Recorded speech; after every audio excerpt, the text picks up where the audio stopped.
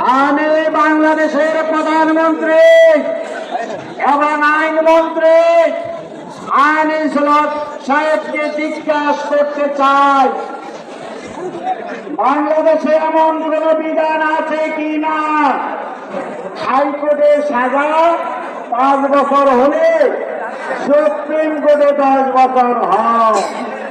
এতেই বোঝা যায় সম্পূর্ণ নির্দেশিত রায়।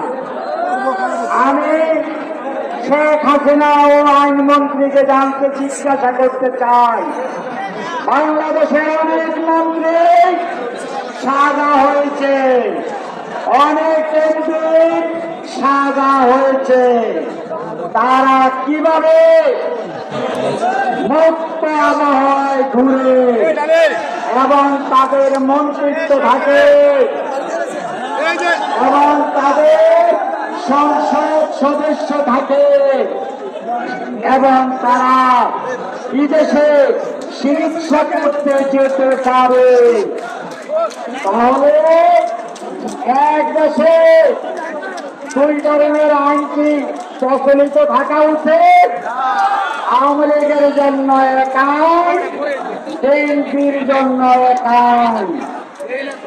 এই আইন দ্বারা বোঝা যায় সম্পূর্ণ আওয়ামী লীগ স্বৈরাচারভাবে দেশ চালাচ্ছে রাষ্ট্রযন্ত্র ইউজ করে।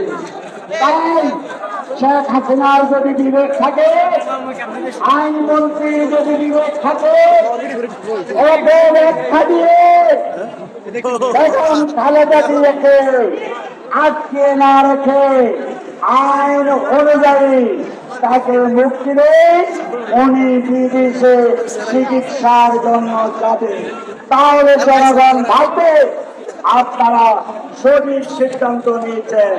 নতুবা আমরা আন্দোলন করবো ঠিকই, একটু বেশি আন্দোলন করতে গেলে আমাদের ঠিকানা হয় জেলে, একটু বেশি আন্দোলন করতে গেলে আপনাদের প্রশাসনিক বাহিনী দ্বারা আমাদের পিঠের চামড়া তোলা হয়।